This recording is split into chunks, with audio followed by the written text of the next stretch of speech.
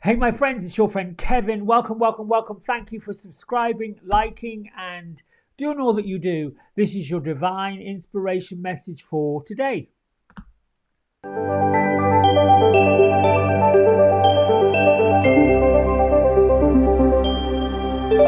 Well, my friends, I hope you enjoyed yesterday's video with these brand new decks and this brand new energy that came up. Let me start today by letting you know that today's angel numerology number adds up to a 5, which is changes are coming. Advanced messages, really, that changes are on the way. This is an adventurous time and an energy of dynamic, spiritual, and sensual um, influence, if you will. It's a time to invoke endless curiosity so that we can be the visionaries of the future, looking at everything that we see, that we touch, that we are in a brand new way, shedding new light on all of our situations, all the people in our lives, all the things that might have seemed boring, mundane, or even like nothing's going on. Look at this in a brand new way. Now, it works with the major arcana card of Awakening, which in other decks is the Hangman. It also works with the Tower card, but when you look at the Tower in the older types of images, they were very macabre and looked very, oh, I don't know, deep and just plain ugly. However, in modern decks, we see this tower, or I see this tower, as a releasing of the mind, the releasing of the thinking, the releasing of the self imposed limitations that we have put upon ourselves. Now, let me just quickly explain a little bit about angel numerology. Angel numbers are messages from the angelic ones: 555, 333, 222, 444, 111, 1111, and other numbers that the angels bring in messages. Numerology is based upon science. Numerology uses dates. Numerology uses birthdays, calendar days, all of these numbers to bring about similar energies to astrology. What angel numerology has done, thanks to Radley Valentine, is to combine the two and create angel numerology. That's the science of numerology and what those numbers represent, along with the angelic messages that go with it. So you'll notice that these numbers pop up frequently. We go from a 1 clear on up to a 9, and then it kind of goes back to a 1 based on what the date is. However, for individuals that have a personal numbered year, that will change on their birthday. So they may go, like myself, I went from an 8-year now into a 9-year. Similarly to months that have an extra number in them, like 30 and 31, or in February, 28 and 29. There's also times in the calendar year that it will skip, flip, go back, go forth. That's perfectly normal. Doesn't mean you're doing it wrong. The other thing I want to mention with angel numerology and how we get to it and how it all works out with these cards and the messages that I bring is they work with the energy that is actually going on at the time the number comes up. So we may be in a Wednesday and we get a 5. We might be in a Saturday and we get a 5. We might be in a February and we get a 5. We may be in June and we get a 5. The number corresponds with the here and now and what's going on here and now. So, for instance, changes are coming. Well, you may be sitting in the United States of America the same as I am. And that number 5 is saying we have a national election coming up. So we follow the number 5 energy to look at things in a brand new way, to see what it is that works for us individually, not everybody else, but it has to start with us. You could also be in a different part of the world where that doesn't affect you, but you may be hearing of something that went down, something that comes up, something that turns the corner, that changes the trajectory of what that number brings. So this is just a little explanation of, it may sound the same and it might be like, well, this is what I heard 10 days ago. Yes, but you're in a different time, a different place, and a different layer of the here and the now. Enough about that. Let's move on to our angel affirmation card of the day, which goes along with this. We have messages from Archangel Azrael. Archangel Azrael says, I am the healer of sorrows and loss. Allow me to bring you comfort and relieve anything weighing upon your heart. Then I add it to our changes are coming. You got to change the way you feel, change how you heal, change your sorrows and losses, and know that there's comfort here. Might not feel it. Your neighbor might be upset about something. Your friends might be upset about something. You may get those phone calls. Changes are coming. Now here's the affirmation, which I love, that goes with it. And look at the image. It looks to me like a clock face. And this image is pointing straight up north. Get in touch with your North Star, your 12 o'clock, your high noon or midnight.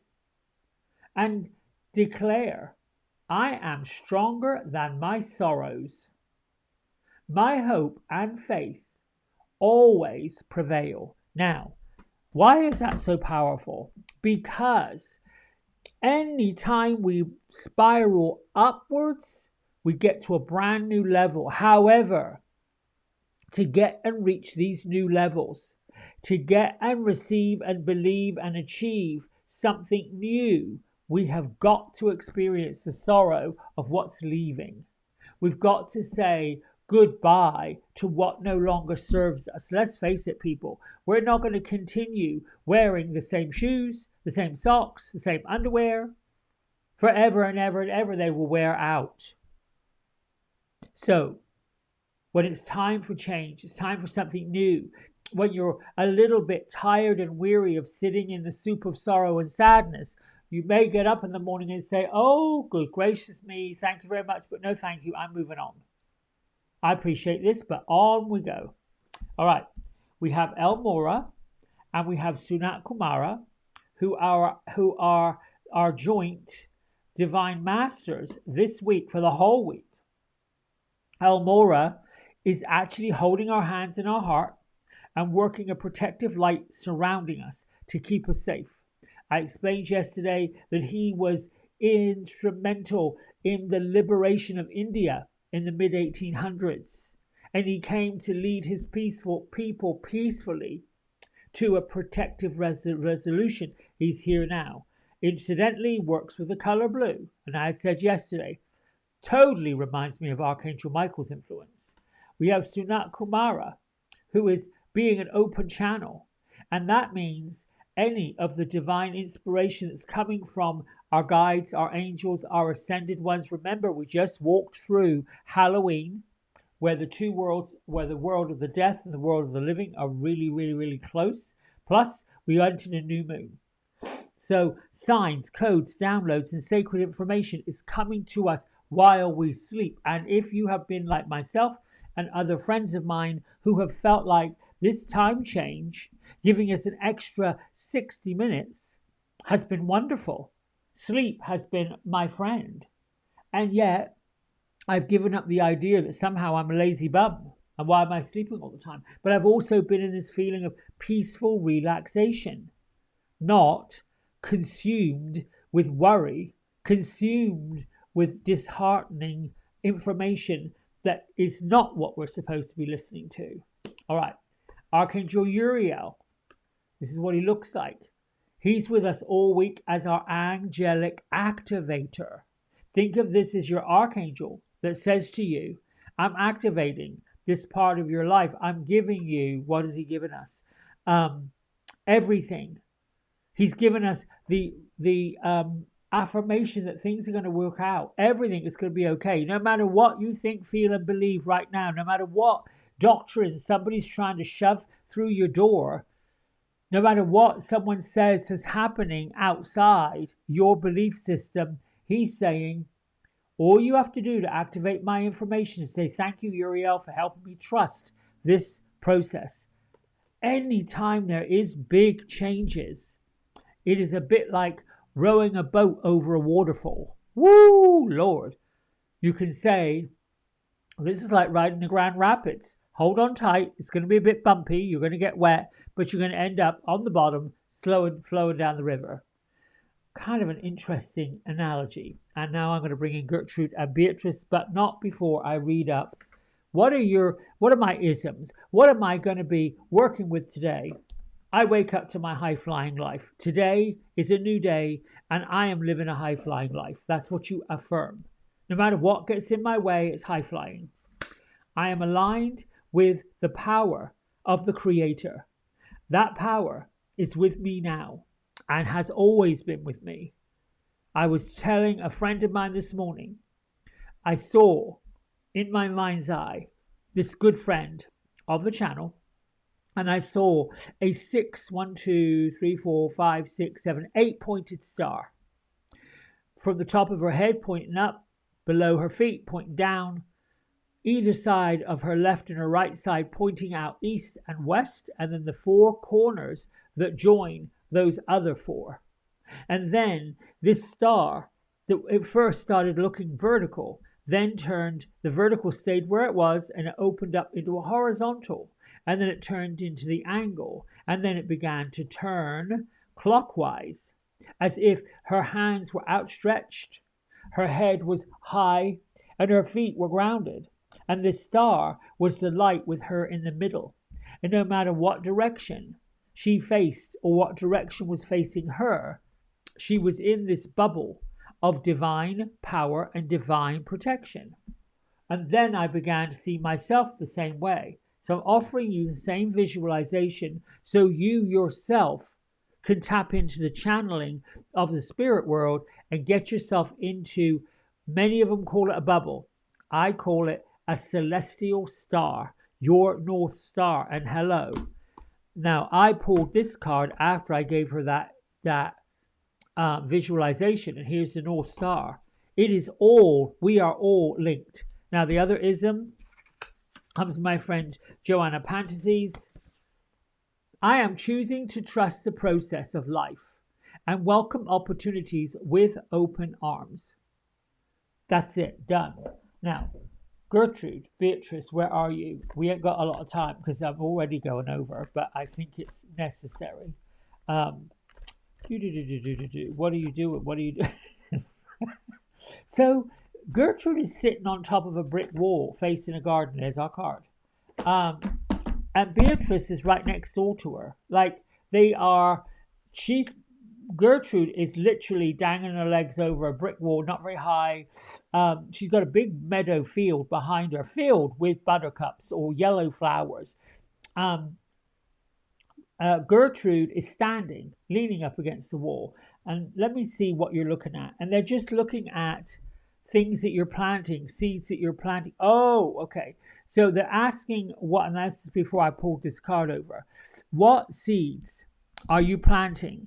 In what kind of dirt are you planting it so that you can grow a crop of heartfelt flowers? Don't forget about nature. You know, we talked about that yesterday. I got the sensitivity card from Karen Kay's Oracle of the Fairies, and there was no description in the guidebook. There wasn't even a list in the guidebook. So it's quite interesting. Let's see what today's card is. Creativity. Well, hello. This makes sense. Now, can't make this up.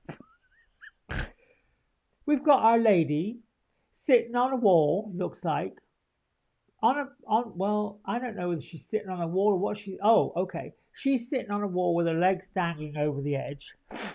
And to her back, she's got a pond with lilies growing out of it. And then she's got the sun and a crown of flowers on her head with an artist's paintbrush and color and saying, get creative. Let go of what's not possible. Creativity opens your brain, your heart, your mind, and your being to everything that's possible. Every opportunity. But, my friends, your fairies are saying you have to create it. You've got to stand in your creativity. Stand in your celebrate your creativity and get busy. Now, this is so interesting because this guidebook is in, wow, this is so interesting. This guidebook is in chronological order, right? Alphabetical order. That's crazy. And for the second day in a row, I've tried to find the description for creativity, and I go from COM to divination. And then from divination, we go to fairy spotting. And I go all the way through this book. Look, it's crazy. Not crazy, but why?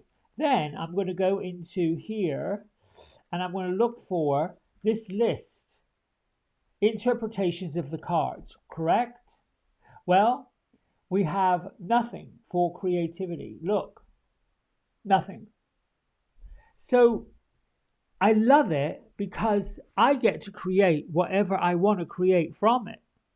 I'm going to have to go read this guidebook from cover to cover. Probably should have done that later or earlier. That's fascinating to me how all this works. That's why I love living partly in the here and the now with the physical things that I do to support my life, and also living in the spirit world that bring me these divine messages every day, and they all seem to work. They all seem to make complete sense of we have to get creative. And that's exactly what this number 5 energy says.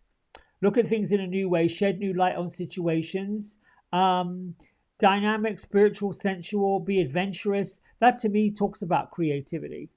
It talks about how am I supposed to look at this in a different way, because the way I've been looking at this isn't happening anymore. Anyway, that's it. I'm going to shut up now. I love all of you. I got some new subscribers that signed up. Keep doing it, keep doing it, keep doing it. These numbers are popping up. I think I'm like 4 or 5 away from 400. And that 4 is a very important number too. Until tomorrow. Big love. Bye for now. Hey everybody, we hope you've enjoyed the video. If you did, don't forget to like, subscribe and share it with all your friends. Here's a QR code if you decide you'd like to get a private personal reading with me. I'm available most evenings and on the weekends. Just go over to the website, book in what session, 30 minutes, 60 minutes, and then fill in the contact information and I'll be back in touch. And if you feel kind enough, here is a link to my donation button. Energy exchange of any amount is always gratefully received. Until next time, be well, be blessed, and thanks so much for watching. Bye.